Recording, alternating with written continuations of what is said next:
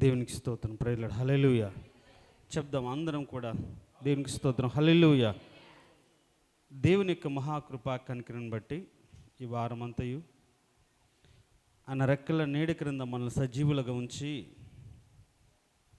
ఈ విజ్ఞాపన దినమందు దేవుని సన్నిధిలో విజ్ఞాపన చేయుటకు దేవుడిచ్చిన ఈ మహాకృపను బట్టి సమస్త మహిమ ఘనత ప్రభు అయిన యేసుక్రీస్తు నామమునకు చెందునుగాక.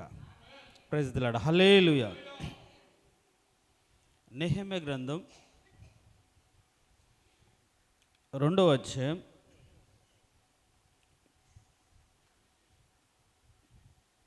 4-5 వచనాలు.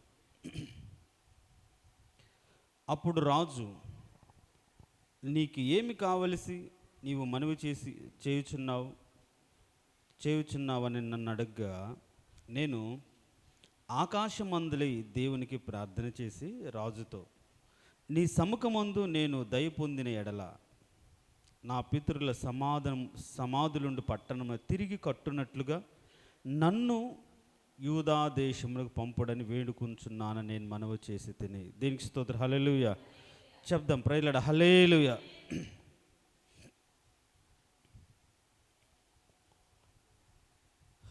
దేవుని యొక్క మహాకృపా కనికరం బట్టి మనం పడిపోయిన ప్రాకారాలను కట్టాలి అనే ఆలోచన కలిగి ఉండాలనే ఒక ఉద్దేశంతో మనం ఈ నెహెమ్యా గ్రంథాన్ని ప్రారంభించాం. పోయిన వారం నేను లేను, అంతకుముందు వారం నెహెమ్యా చేసిన ఒక ప్రార్థన. ఆ ప్రార్థనలో నెహెమ్యా వాడిన కొన్ని అంశాలు, ఆ అంశాలలో ఎవరినైనా దేవుడు మాట వినకపోతే దేవుడు చెదరగొడతాడని, అలా చెదరగొట్టబడినప్పటికీ కూడా వాళ్ళు మనసు మార్చుకుని దేవుని సన్నిధిలో ప్రార్థన చేస్తే తిరిగి వారిని కడతాడని, అలా ఆయన ఆజ్ఞలను అనుసరించి వారితోనే నిబంధన చేస్తాడని, ఆ వాక్యానుసారంగా ప్రతిదీ కూడా వాక్యాన్ని ఉద్దేశించి దేవుని సన్నిధిలో విజ్ఞాపన చేశాడు. కాబట్టి మన విజ్ఞాపనలో కూడా ఏముండాలంటే దేవుని చిత్తాన్ని అర్థం చేసుకుని ప్రార్థన చేసేదిగా ఉండాలి. దేవుడు ఉద్దేశాన్ని మనం కనుగొని ప్రార్థన చేసేదిగా ఉండాలి. అంత మాత్రం కాకుండా ఆయన కనికరం, ఆయన దయ మన పక్షాన ఏ విధంగా కార్యం చేస్తుందో దాన్ని ఎరిగిన వారికి మనం దేవుని సన్నిధిలోకి వచ్చి విజ్ఞాపన చేసేవారిగా ఉండాలి. దేనికి స్తోత్రం. హల్లెలూయా.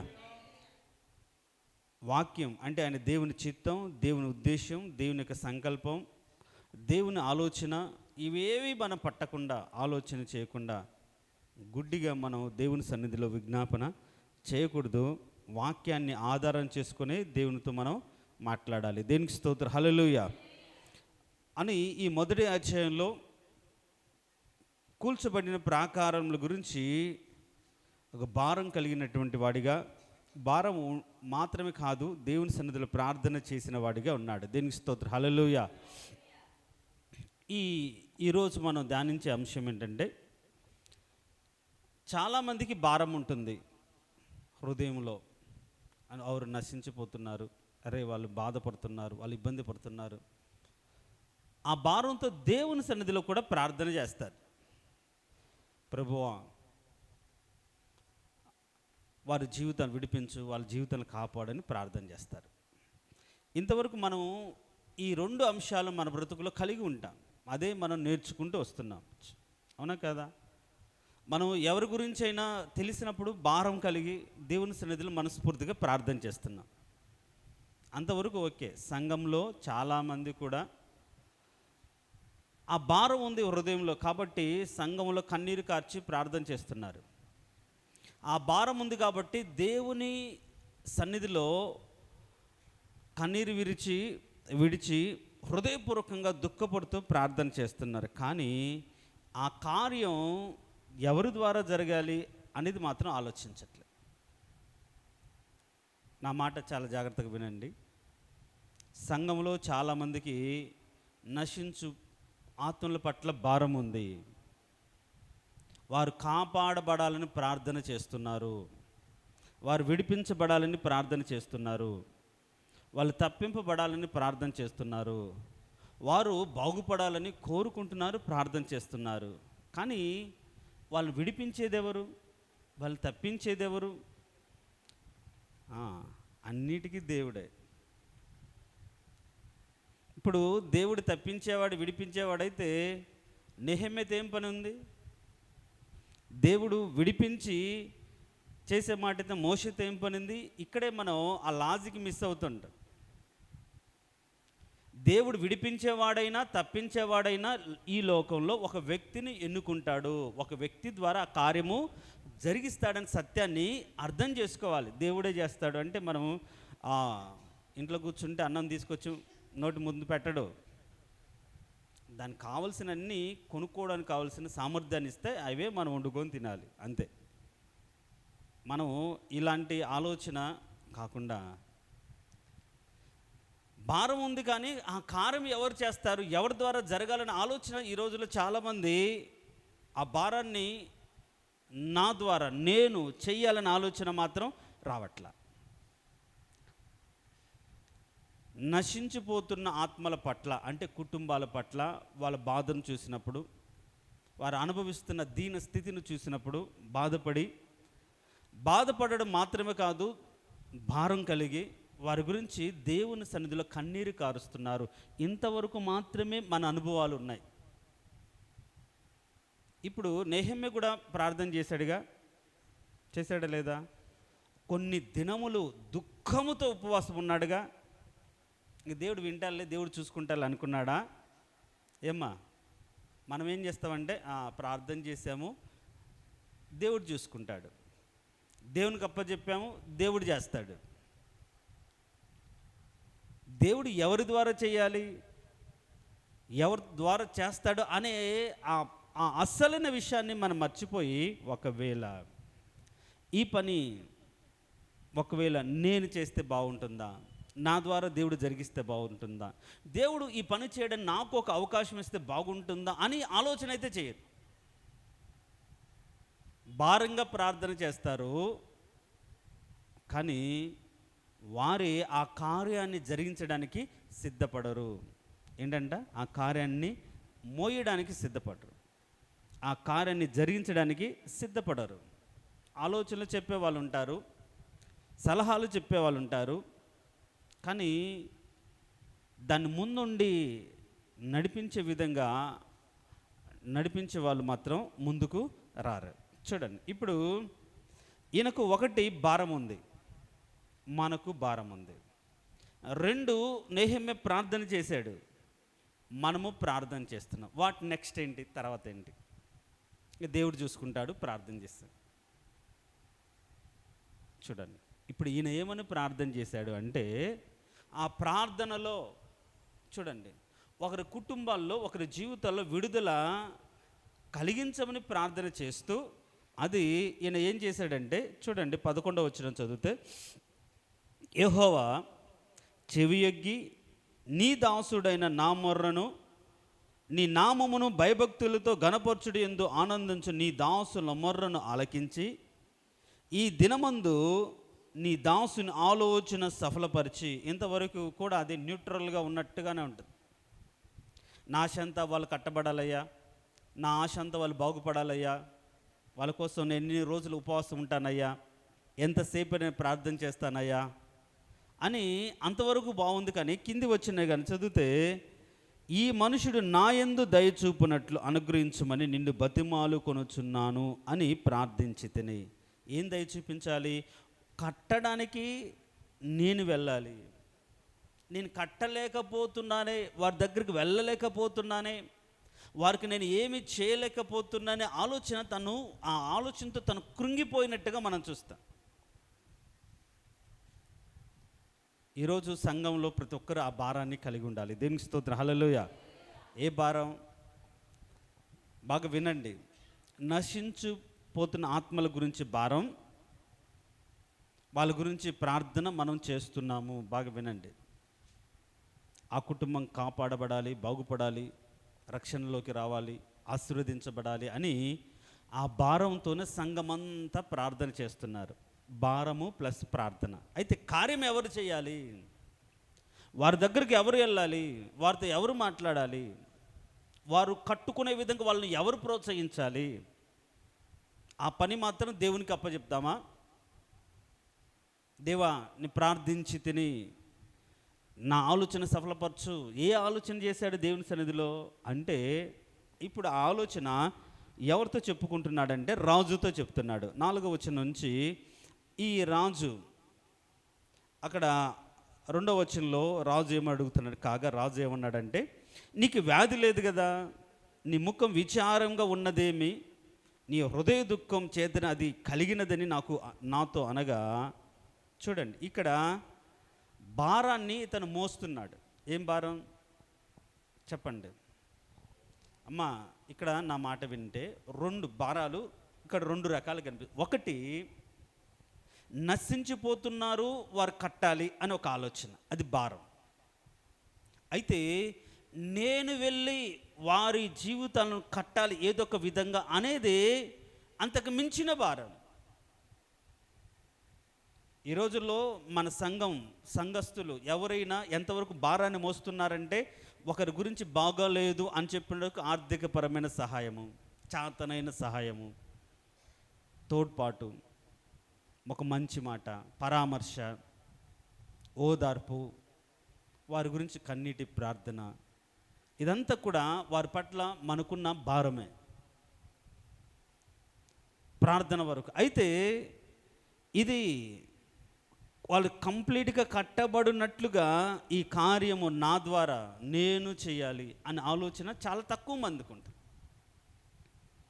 నెహెమ్యా దేవుని సన్నిధిలో ఏమని మనవి చేశాడంటే, ప్రభువా ఎవరినో పంపించు అని కాదు, వారిని కట్టు అని కాదు, వారి జీవితాలు బాగు చెయ్యి అని కాదు, నేను వెళ్తాను వాళ్ళు కట్టడానికి, నన్ను పంపించేటట్టుగా ఈ రాజు నాకు పర్మిషన్ ఇవ్వాలి అని ప్రార్థన చేశాడు. దేవునికి స్తోత్రం, హల్లెలూయా. అంటే ఆయన భారం ఏంటంటే, తను వెళ్ళి తన వారికి ఏదో ఒకటి చేయాలి, వాళ్ళ జీవితాలను తన చేత అనేది ఏదో ఒక విధంగా ఆ ప్రాకారాలను కట్టాలి అనే ఆలోచన తనకుంది. మనమే ఆలోచన ఏంటంటే, భారం కలిగి ఎవరికొరు ద్వారా కట్టబడాలి, దేవుడు ఎవరికొరు ద్వారా అది చేయించాలి అని దేవుడికి రిక్వెస్ట్ చేస్తాం. దేవుని సన్నిధిలో ప్రభా ఏ విధంగానే కట్టు ప్రభా, ఏ విధంగానే కాపాడు ప్రభా, ఏ విధంగానే విడిపించు ప్రభా అంటాం. నన్ను పంపించు ప్రభా అని మాత్రం మనము ప్రార్థన చేయాలి. చాలా తెలివైన ప్రార్థన అనుకుంటా. దేవునికి స్తోత్రం, హల్లెలూయా. భారం భారం భారం కనిపిస్తుంటుంది. ఏంటి, మన చేతులు కడుక్కొని దేవుడి మీద అప్పచెప్పినట్టుంటుంది.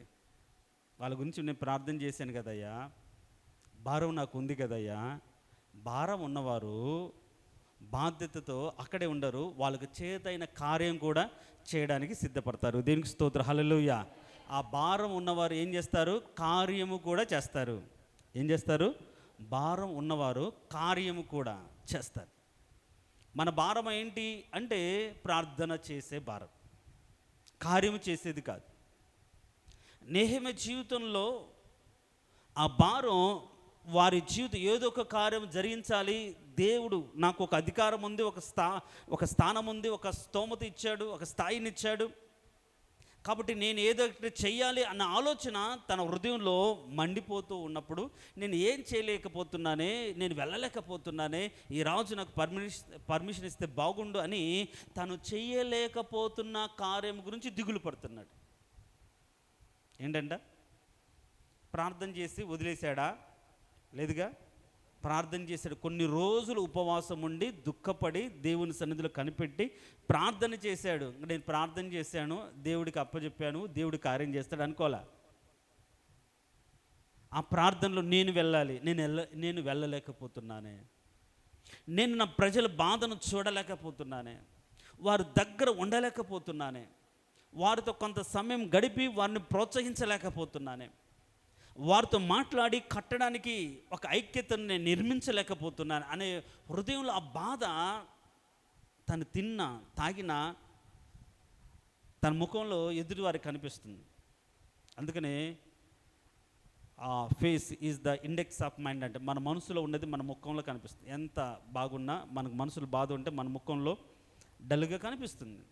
అదే రాజు చూసి అడిగాడు, ఎందుకు నీకు వ్యాధి లేదు కదా, నిన్నటి వరకు కూడా బాగానే ఉన్నావు కదా, ఏంటి సడన్గా నీ మొహం ఇంట్లో అయిపోయింది, ఎంత దుఃఖం ఎందుకు వచ్చింది అంటే ఆ భారం ఎదుటి వారికి కూడా కనిపించిందంట. దేనికి స్తోత్రం, హల్లెలూయా. ఎవరికి కనిపించింది? ఎదుటి వారికి కూడా అర్థమైంది. నిజమైన భారం మనలో ఉంటే అది ఎదుటి వారికి కూడా అర్థమవుతుంది.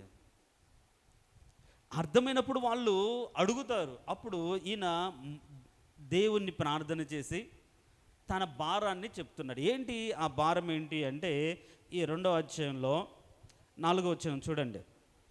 అప్పుడు రాజు, నీకు ఏమి కావలసి నీవు మనవి చేయుచున్నావని నన్ను అడగగా, వెంటనే దేవునికి ప్రార్థన చేసి దేవుని సన్నిధిలో రాజుతో ఏమంటున్నాడంటే, నీ సముఖమందు నేను దయ పొందిన ఎడల నా పితరుల సమాధులు ఉండు పట్టణంను తిరిగి కట్టునట్లుగా నన్ను పంపుడని వేడుకొనుచున్నానని నేను మనవి చేసి తిని. దేవునికి స్తోత్రం, హల్లెలూయా. ఏంటి ఈయన భారం? దేవుడికి ప్రార్థన చేశాను, దేవుడు చూసుకుంటాడని కాదు, నేను వెళ్ళాలి, నేను చెయ్యాలి అనే భారం. ఇది సంఘంలో సంఘస్థులలో పెరిగితే ప్రతి కుటుంబం కట్టబడుతుంది. దేవునికి స్తోత్రం, హల్లెలూయా. సంఘంలో మనం ప్రార్థన చేస్తున్నాం కదా, కాదు, ప్రత్యక్షంగా మన చేతనైనది వాళ్ళ దగ్గర ఉండి మనం చేయగలిగిన స్థితిలోకి మనం రావాలి. దేనికి స్తోత్రం, హల్లెలూయా. సో దానికి అవకాశం కోసం మనం వెతకాలి. మనకు అవకాశం దొరికితే మనం వెళ్ళాలి. ఆ పని నేను చేయాలి. నేనైతేనే ఆ భారం నాకు ఉంది కాబట్టి నమ్మకంగా చేయగలుగుతానని ఆలోచన నేహెమీకుండి రాజు అడగగానే దేవునికి ప్రార్థన చేసి అంటున్నాడు, అయ్యా నన్ను పంపు. ఎందుకు? ఆ పట్టణాన్ని నేను కట్టడానికి, తిరిగి కట్టడానికి, తిరిగి బాగుపరచడానికి నన్ను పంపుము, నన్ను పంపుము. ఇప్పుడు ఈయన చెప్పొచ్చు, ఈయనకు అన్న అధికారం, అయ్యా నా పితరులను పట్టణం పాడైపోయిందయ్యా, ఇంత అధికారం ఉంది కదా, కొంతమంది వ్యక్తులను పంపిస్తే వాళ్ళు కట్టేసి వస్తారు, వాళ్ళకి ఆర్డర్స్ ఇస్తే అని అనట్లా. కొంతమంది అధికారులను, కొంతమంది మనుషులను పంపిస్తే వాళ్ళు కడతారు అనలా. నన్ను పంపుము. పరలోకంలో కూడా ఈ చర్చ జరిగిందంట. ఎవరు వెళ్తారంటే అప్పుడు యేసు ప్రభు నేను ఉన్నాను, నేను వెళ్తానని చెప్పినట్లుగా యెషయా గ్రంథంలో ఉంది. దేనికి స్తోత్రం, హల్లెలూయా. దేవుని పని కోసం తను ఎదుటివారి మీద ఆధారపడకుండా తనే వెళ్ళాలని పూనుకున్నాడు. ఈరోజు మనం ఎదుటి వారికి పురమాయిస్తాం, నువ్వు ఆ పని చేయి, నువ్వు ఈ పని చేయి, అలా ఉంటే బాగుంటుంది, ఇలా ఉంటే బాగుంటుంది, కానీ మనమైతే చెయ్యం. ఆ భారం మనం ఎత్తుకోం, ఆ బాధ్యత మనం కలిగి బ్రతకడానికి ఇష్టపడ్డాం. ఎవరికొకరికి మనం చెప్తాం, ఎందుకంటే మనకున్న సమస్యలు వేరు, మన కుటుంబ పరిస్థితులు వేరు, మన ఉద్యోగాలు వేరు, మనకు కుదరదు అనే ఆలోచన. కానీ నశించిపోతున్న ఆత్మల గురించి ఒక భారం కలిగి ఒక వ్యక్తి పని చేయాలనుకుంటే దేవుడు ఖచ్చితంగా ఆ వ్యక్తికి అవకాశం ఇస్తాడు. దేనికి స్తోత్రం, హల్లెలూయా. దేవునికి స్తోత్రం, హల్లెలూయా. తన మనవి అదే దేవుని సన్నిధిలో తను కోరుకుంటున్నాడు, నేను వెళ్ళాలి ప్రభువా, నన్ను పంపు, నేను వెళ్ళాలి. ఈరోజు సంఘములో, పరిచర్యలో, కొన్ని కుటుంబ సంబంధిత విషయాలలో నేను చేయాలి, నేను చేస్తాను అనే ఆలోచన కలిగి, భారం కలిగి మనము దేవుని పని చేయడానికి పూనుకుంటున్నామా? చూడండి, నెహెమ్యా విషయంలో దేవుడు ఎందుకు సంతోషపడ్డాడు, ఎందుకు వెంటనే మా ప్రార్థన అంగీకరించాడంటే అది కట్టడం దైవికమైన పని. ఆ పని తను చేయడానికి పూనుకున్నాడు. మనం ఎవరమైనా సరే గుర్తుపెట్టుకోండి, ఒక కుటుంబాన్ని కట్టాలి అనే భారం కలిగి అది నేను కట్టాలి ప్రభు, నాకు అవకాశం అంటే ఖచ్చితంగా అవకాశం ఇస్తాడు. కాకపోతే ఇప్పటివరకు మనం చేసిన ప్రార్థన, నువ్వు కట్టు ప్రభా, నువ్వు కట్టు ప్రభా, నువ్వు పంపు ప్రభా, నువ్వు చేయి ప్రభా, నా ద్వారా జరిగించు ప్రభా, నేను వెళ్తాను ప్రభా అని మనం ప్రార్థన చేయలేదేమో. ఏం చేయాలి? నేను వెళ్తాను, నన్ను పంపము. ఎందుకు? కట్టడానికి. ఎందుకు? వాళ్ళకు ఒక క్షేమాన్ని కలిగించడానికి. ఎందుకు? వాళ్ళు సంతోషంగా బ్రతకడానికి.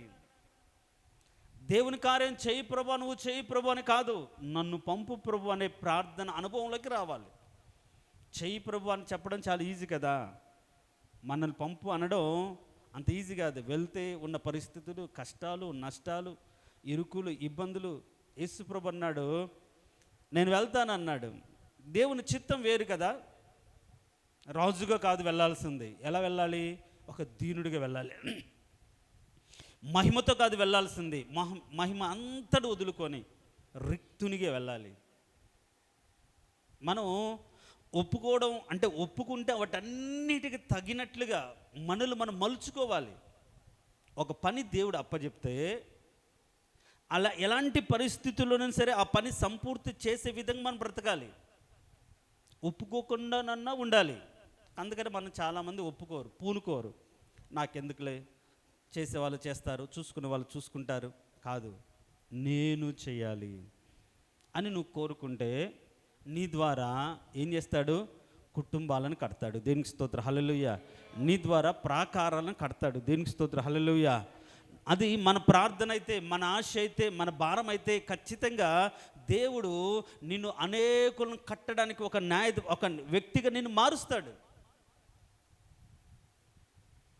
కాబట్టి మన ఆలోచన విధానాన్ని మనం మార్చుకోవాలి. ప్రార్థన ఆలోచన విధానాన్ని కూడా మార్చుకోవాలి. నువ్వు చెయ్యి ప్రభు కాకుండా, నువ్వు పంపు ప్రభు అని కాకుండా, నేను వెళ్తాను ప్రభా, నాకు నీ కృపనివ్వు. నేను చేస్తాను ప్రభా, నీ సహాయం నాకు ఇవ్వు. నేను ఉంటాను ప్రభా, నీ తోడు నాకు ఇవ్వు. ఈరోజు అలా అయితే ఎవరైనా ఎప్పుడైనా మనం చేసామా? నేను ఉంటాను ప్రభా, నేను వెళ్తాను ప్రభా, నేను చేస్తాను ప్రభా, నీ ధైర్యం ఇవ్వు, నీ కృపనివ్వు, నీ కాపుదలనివ్వు. ఎలాంటి కష్టమైన, ఎలాంటి బాధ అయినా సరే నేను చేస్తాను ప్రభా, నీ కోసం చేస్తాను. వాళ్ళు నా ప్రజలు నశించిపోతున్నారు, వాళ్ళు నీ పేరు పెట్టబడిన ప్రజలు నాశనంలో ఉన్నారు, దుఃఖంలో ఉన్నారు. నేను వెళ్తాను ప్రభా, నేను చేస్తాను ప్రభా, నన్ను పంపు. ఒక సమర్పణ. పాడైన ప్రాకారాలు కట్టాలంటే భారం ఒకటే ఉండదు, భారం ఒకటే సరిపోదు, ప్రార్థన ఒక్కటే సరిపోదు. ఏం చేయాలి? ఆ కార్యము చేయడానికి కావలసిన సమర్పణ మన జీవితంలో ఉండాలి. దేనికి స్తోత్రం, హల్లెలూయా. ఎప్పుడైతే సమర్పించుకున్నాడో దేవుడు ఆ వ్యక్తికి అవకాశం ఇస్తాడు. మనం నశించిపోయే విషయంలో ఇప్పుడు 3 గంటల నుంచి 4 గంటల వరకు ఒక ప్రార్థన చేయాలని ఒక ఆలోచన, ఒక భారం. దేవుడు దానికి అవకాశం ఇచ్చాడా లేదా? అందరూ ప్రార్థన చేయడానికి అనేకులు దేవుడు ప్రేరేపిస్తున్నాడు లేదా? దేవుడు దాన్ని భారంగా నడిపిస్తున్నారు లేదా? సో ఆ ఆలోచన వచ్చిన వాళ్ళు, ఆ భారాన్ని కలిగిన వాళ్ళు, ఒకరు వచ్చినా 100 మంది వచ్చినా, అది ఎలాంటి పరిస్థితుల్లో ఉన్నా, ఇంట్లో కష్టం ఉన్నా, ఇంట్లో సమస్యలు ఉన్నా, బాధలు ఉన్నా సరే, ఒప్పుకున్న తర్వాత నేను చేస్తాను అనుకున్న తర్వాత దాన్ని ఏం చేయాలి? నడిపించాలి. దేనికి స్తోత్రం, హల్లెలూయా. అలా మనం ముందు అడిగేస్తే మనకు సహకరించే వారిని దేవుడు లేపుతాడు. మనతో పాటు మనం బలపరిచే వారిని దేవుడు మనకు తయారు చేస్తాడు. మనతో కలిసి నడిచే వారిని మనకు ఇస్తాడు. కానీ ఏముండాలి? నేను ఉండాలి అనే ఆలోచన రావాలి. దేనికి స్తోత్రం, హల్లెలూయా. చెప్దాం ప్రేయలాడ, హల్లెలూయా. నేను ఆమె చూసుకుంటుందిలే, ఆమె చేస్తుందిలే, మనకెందుకు? అది విరోధమైన ఆలోచన, భారం లేనటువంటి ఆలోచన. ఆ ఆలోచనలో అసూయ ఉంటుంది, ఆ ఆలోచనలో ద్వేషం ఉంటుంది, ఒకలాంటి మత్సరం ఉంటుంది. అయ్యో ఇది మన కోసం కదా అంటే అందరూ కలుస్తారు. ఏ సంఘములో ఒకటి, ఏ కూడికైనా, ఏ పనైనా దేవుని నామ మహిమార్థమై, విశ్వాసుల పక్షాన, వాళ్ళ కుటుంబ సంఘ క్షేమార్థమై, అది ఎవరు ఎలాంటి ఆలోచన వచ్చినా సరే దాన్ని మనం ఏం చేయాలి? తోడ్పాటు ఇవ్వాలి. దేనికి స్తోత్రం, హల్లెలూయా. అప్పుడు కట్టే వారితో మనం భాగ్యస్వాములు అవుతాం. దేనికి స్తోత్రం, హల్లెలూయా. నేను చెప్తాను, ఎన్నోసార్లు కూడా చెప్పాను, మీకు గుర్తుందో లేదో. ఒక ఆత్మ రక్షించబడితే యుద్ధం చేసేవారికే కాదు, సామాను దగ్గర కాపలా ఉన్న వారికి కూడా దేవుడు ఏమిస్తాడు? సమానంగా భాగాన్ని పంచుతాడు. దావీదు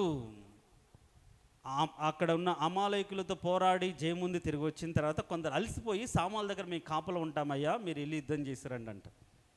మేం కదా ప్రయాసపడింది, మేం కదా పోరాడింది, మేం కదా అంటే కాదు, మనం పోరాడాం కానీ వాళ్ళు కాపలా ఉన్నారు.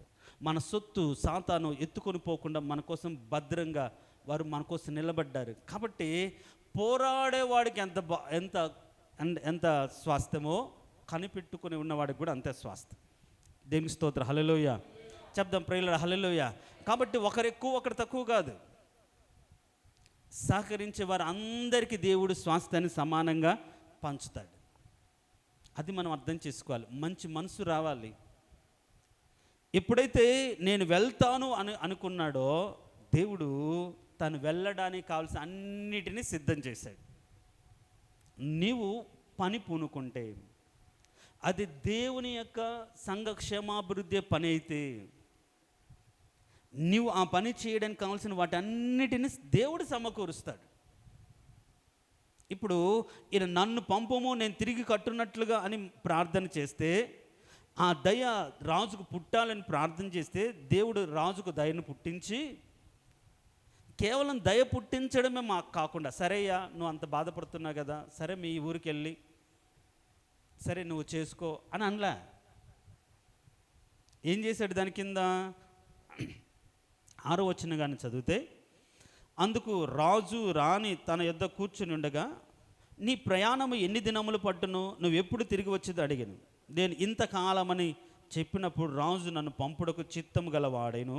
ఇదియుగాక రాజుతో నేను ఇట్లాంటిని, రాజు నాకు అనుకూలమైతే యూదా దేశం నేను చేరు వరకు నన్ను దాటించున్నట్లుగా నది అవతల నన్ను అధికారులకు తాగీతులను, పట్టణ ప్రాకారమునకును మందిరముతో సంబంధించిన కోట గుమ్మములకును నేను ప్రవేశింపబోవ ఇంటికిని దూలములు మ్రాణులు ఇచ్చినట్లుగా రాజు వారి అడవులను కాయు ఆసాపునకు ఒక తాకిదీయుడని అడిగితేనే, అలాగునే నాకు తోడుగా ఉండి నాకు కృప చూపుచున్న నా దేవుని కరుణాస్తం కొలది రాజు నా మనవి ఆలకించెను. తర్వాత నేను నది అవతల ఉన్న అధికారుల యొద్దకు వచ్చి వారికి రాజు యొక్క తాకిదులను అప్పగించి తిని, రాజు నాతో కూడా ఎవరిని పంపించాడు? సేనాధిపతులను, గుర్రపు రౌతులను పంపించాను. దేనికి స్తోత్రం. హల్లెలూయా. ఒక్కడు ఆలోచన చేస్తే దేవుడు ఒక సైన్యాన్ని తనకు అండగా ఉంచాడు. దేనికి స్తోత్రం. హల్లెలూయా.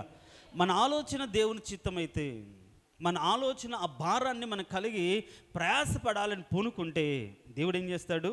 అధికారులను, గుర్రపు రౌతులను, దానికి అన్నిటినీ దేవుడిస్తాడు. నేను వెళ్తాను నువ్వు ఒప్పుకుంటే, నువ్వు వెళ్ళడానికి నువ్వు చేయడానికి కావాల్సిన అన్నిటిని దేవుడు సమకూరుస్తాడు. ఆ ధైర్యం మనకు రావాలి. దేవునికి స్తోత్రం. హల్లెలూయా. ఆ కార్యము మనం చేసేవారికి మనం ఉండాలి. దేవునికి స్తోత్రం. హల్లెలూయా. సో దీన్ని బట్టి ఒక పని, దైవికమైన పని ఎట్లా నిర్మించబడుతుందంటే, మొదట మనకు ఆ పని పట్ల ఏమి ఉండాలి? భారం ఉండాలి. భారం అంటే కాదు, ప్రార్థన చేయాలి. అంత మాత్రమే కాదు, ఆ కార్యము చేయడానికి మనము సిద్ధపడాలి. ఆ కార్యము మన ద్వారా దేవుడు జరిగించినట్లుగా దేవునికి మనల్ని మనము అప్పచెప్పుకోవాలి. దీన్ని ఏమంటారంటే నిర్మాణం, అంటే అది కన్స్ట్రక్షన్ అంటారు. దేవుని పని కొరకు మనల్ని మనం సిద్ధపరచుకునే విధానం అన్నమాట. మనల్ని దేవుని కొరకు, దేవుని పని కొరకు సిద్ధపరచుకున్న విధానం. సంఘంలో అలా ఒక్కొక్క వ్యక్తి దేవుని పని కొరకు తాను సిద్ధపరచుకుంటే అనేక కుటుంబాలు కట్టబడతాయి. దేనికి స్తోత్రం. హల్లెలూయా. ఇప్పుడు రాని వాళ్ళు ఉన్నారు. 2 వారాలు రాలేదు, 3 వారాలు రాలేదు, నేను వెళ్ళలేదు, కుదరలేదు, నాకు కారణాలు ఉన్నాయి, అయ్యో దైవ సేవకుడు కుదరట్లేదు, వెళ్ళలేకపోతున్నాడు, మనమైనా వెళ్దాం, ఎందుకు రాలేదు, మనమైనా పరామర్శిద్దాం అని ప్రత్యక్షంగా నేనైనా వెళ్ళాలి అని నువ్వు పూనుకుంటే, నీతో పాటు నడిపించే వారిని కొందరును దేవుడు తోడు చేస్తాడు. దేనికి స్తోత్రం. హల్లెలూయా. అందుకని పోయిన వారం, అంతకుముందు వారం చెప్పుకున్నాం మనం, ఒక విజిటింగ్ గ్రూప్ రాని వాళ్ళ గురించి భారం కలిగి ఎందుకు రాలేదు ఏంటి అని వెళ్ళి పరామర్శించి ప్రార్థించి, అట్లా రాని ప్రతి కుటుంబం దగ్గరికి వెళ్ళగలిగినటువంటి కొంతమంది ఉంటే వాళ్ళకి ఎలాంటి ఆశ ఉంటుంది? ఒక్క వారం రాకపోతే నా సంఘం అంతా నా దగ్గరికి వస్తుంది, నా బాధలు అడుగుతుంది, కన్నీరు అడుగుతుంది. ఆ బాధలందరూ దైవ సేవకులకు చెప్తున్నారు, ప్రార్థన చేస్తున్నారు. ఆయన కూడా ఆయన అవసరాన్ని బట్టి వస్తున్నాడు. ఇదంతా ఒక ప్రేమ, ఒక బంధంలో మేము ఉన్నామనే ఫీలింగ్ ఎప్పుడైతే ఒక కుటుంబానికి మనం కలిగించగలుగుతామో వాళ్ళు సంఘానికి అంటుకట్టబడతారు. మన పట్ల ఆ బాధ్యత ఎవరైతే తీసుకున్నారో వారి పట్ల ప్రేమ పెరుగుతుంది, గౌరవం కూడా పెరుగుతుంది. ఆ పని ఎవరికి వాళ్ళల్లో భారం కలిగి ప్రార్థన చేయడం కాదు, పని పూనుకొని వెళ్ళడానికి సిద్ధపడే వారు దేవునికి కావాలి. ప్రార్థించే వాళ్ళు కొన్ని వేల మంది ఉంటారండి. సంఘంలో ప్రార్థన రాని వాళ్ళు ఎవరైనా ఉన్నారా? చేయలేని వాళ్ళు ఎవరైనా ఉన్నారా? కానీ వెళ్ళే వాళ్ళు ఎవరున్నారు? నేను వెళ్ళాలని అనుకున్న వాళ్ళు ఎవరున్నారు? అది చాలా తక్కువ. అలాంటి వారి ద్వారా కొన్ని కుటుంబాలను దేవుడు కడతాడు. నీకు భారం ఉంటే ఒక రాని కుటుంబాన్ని గురించి భారం కలిగి పదే పదే దర్శించి వాళ్ళ కుటుంబ కష్టాలు అడిగి, బాధలను అడిగి, ప్రార్థించి, చిన్నగా వాక్యాన్ని నేర్పించి వాని దేవుని దగ్గర తీసుకురావడమే ఆ భారానికి నిన్ను నువ్వు దేవునికి సమర్పించుకున్నట్లు లెక్క. కాబట్టి మన జీవితంలో నెహెమ్యా నుంచి ఏం నేర్చుకుంటున్నామంటే, పాడైపోయిన ప్రాకారాన్ని తిరిగి కట్టాలి అనే భారం తనకుంది. అయితే ఆ భారాన్ని ఎవరో మీదో మోపలే. ఎవరి మీద? తన మీద మోస్తూ దేవుని సన్నిధిలో ప్రార్థన చేస్తుంది. నాకు అవకాశం ఇవ్వు ప్రభువా, నేను వెళ్తాను. దేవుడు అవకాశం ఇచ్చాడు. తను వెళ్ళడానికి కావాల్సిన అన్నిటిని సమకూర్చాడు. ఈయన వెళ్ళాడు. అక్కడ వెళ్తే అన్ని సజావుగా జరిగాయా? సమస్యలు రాలేదంటారా? వచ్చాయి. అన్నీ మనం డిస్కస్ చేస్తాం. అంటే సంఘ నిర్మాణం కోసం ఒక వ్యక్తి ప్రయాసపడితే దాన్ని అడ్డుకునే వాళ్ళు ఉంటారు, నిందలు వేసే వాళ్ళు ఉంటారు, హేళన చేసే వాళ్ళు ఉంటారు, ఎక్కిరించే వాళ్ళు ఉంటారు, 10 మందికి రకరకాలుగా దాని గురించి చెప్పుకునే వాళ్ళు ఉంటారు. వీటిని చూసి భయపడి కుంగిపోకుండా తను దేవునికి ఏ మాట అయితే ఇచ్చాడో, నన్ను పంపు ప్రభు అని అడిగాడో, ఆ పంపిన పని ఏం చేశాడు? సంపూర్ణంగా నెరవేర్చాడు. దేనికి స్తోత్రం, హల్లెలూయా. అందుకు యేసు ప్రభు అంటాడు, నీవు పంపిన పని నేను సంపూర్ణంగా నెరవేర్చితిని. అది దేవుడు కోరుకునేది. మనము సంపూర్ణంగా దేవునికి సమర్పించుకుంటే మనల్ని పంపిస్తాడు, అన్నిటిని సమకూరుస్తాడు. ఆ పని మనం చేస్తే ఈ పని పరలోకంలో కొన్ని కట్టడాలు ఉంటాయి, కొన్ని గృహాలు ఉంటాయి, వాటి మీద నీ పేరు ఉంటుంది. ఇదిగో ఈ కుటుంబం వీరి ద్వారా రక్షించబడింది, వీరి ద్వారా కాపాడబడింది, వీరి ప్రార్థన ద్వారా ఈ కుటుంబం దేవుని సంఘంలోకి వచ్చింది, ఒక లేబుల్ అంటించి ఉంటుంది. మరి ఈరోజు నీ ఇంట్లో నువ్వే ఉంటావా? అందరి ఇళ్ళ మీద నీ పేరు ఉండాలా? నశించిపోతున్న ఆత్మలు చాలామంది ఉన్నారు. కాబట్టి ఒక్కొక్క ఆత్మను, ఈ ఆత్మ, ఈ కుటుంబం, నేను, వీరు నా ద్వారా దేవునిలో బలపడాలి, కట్టబడాలి, రావాలి అని సంకల్పించుకొని పూనుకొని ఆ భారంతో చేస్తే వాళ్ళు దేవుని సన్నిధికి రావడమే కాకుండా రేపు దేవుని సన్నిధిలో ఆ గుమ్మముల మీద వాళ్ళు కట్టబడిన వాళ్ళు మన ద్వారా, మన పేర్లు వాళ్ళ మీద ఉంటాయి. ఇదిగో పలాని వారు పలాని ద్వారా రక్షించబడ్డారు, కాపాడబడ్డారు, బలపరచబడ్డారు, స్థిరపరచబడ్డారు అని సాక్ష్యం ఉంటుంది. ఇక్కడ దేవుని నామాన్ని బట్టి దేవుని ఘనత ఉంటుంది, దేవుడు మనలో కూడా గౌరవం కలుగుతుంది, పరలోకంలో కూడా మెప్పు మనం పొందుకోగలుగుతాం. చూడండి, ఎవరికి ఇది అంటే కేవలం భారం ఉంటే కాదు, కేవలం ప్రార్థన చేస్తే కాదు, కార్యం పూనుకొని ఆ పని చేయగలిగిన వారికి మాత్రమే. దేనికి స్తోత్రం, హల్లెలూయా. కాబట్టి ఈరోజు విజ్ఞాపనలో ఎవరైనా నన్ను పంపు ప్రభువా, నేను చేస్తాను ప్రభువా, సంఘ నిర్మాణం కోసం నశించిపోతున్న ఆత్మల విషయంలో భారం కలిగి నేను నడుస్తాను ప్రభువా అనే ఒక తీర్మానం తీసుకుంటే దేవుడు ఖచ్చితంగా ఏం చేస్తాడు? వాళ్ళ ఆశ నెరవేర్చి వారి ద్వారా కొన్ని కుటుంబాలు కట్టబడే విధంగా కొన్ని ఆత్మలను వారికి అప్పచెప్తాడు. దేనికి స్తోత్రం, హల్లెలూయా. కాబట్టి ఈరోజు మనం చేయవలసిన ప్రార్థన ఏంటంటే, తిరిగి కట్టున్నట్లుగా నన్ను పంపుము అని నేను మనవి చేసి తిని, మన మనవి నన్ను పంపు. దేనికి? తిరిగి కట్టడానికి, కూల్చడానికో, గొడవలు పెంచడానికో, మనస్పర్ధలను పెంచడానికో కాదు. దేనికి? తిరిగి కట్టడానికి, తిరిగి బాగు చేయడానికి. కాబట్టి ప్రియ దేవుని సంగమా, ఈరోజు దేవుని సన్నిధిలో నన్ను పంపు ప్రభా, నేను పూనుకుంటాను ప్రభా, నేను చేస్తాను ప్రభా, నాకు అప్పచెప్పు ప్రభా అనే ఒక భారాన్ని కార్యరూపకంగా నీ ద్వారా దేవుని నామానికి మహిమ కలుగున్నట్లుగా ధైర్యం కలిగి ముందడుగు వేసే మంచి మనసు మనకి కావాలి. అలాంటి మనసు దేవుడు మనకు దయచేయును గాక. సంఘ నిర్మాణం కోసం, సంఘ అభివృద్ధి కోసం, దేవుని యొక్క నామ మహిమార్థమై నశించిపోతున్న ఆత్మల విషయమై కేవలం భారం కలిగి ప్రార్థన చేయడమే కాదు, వారి దగ్గరికి వెళ్ళి వారి కట్టే బాధ్యత నాది అని తీర్మానం చేసుకునే మనసును దేవుడు ప్రతి ఒక్కరికి దయచేయును గాక. చెప్పలేదేంటి? చెప్దాం, ప్రేలుడ హల్లెలూయా.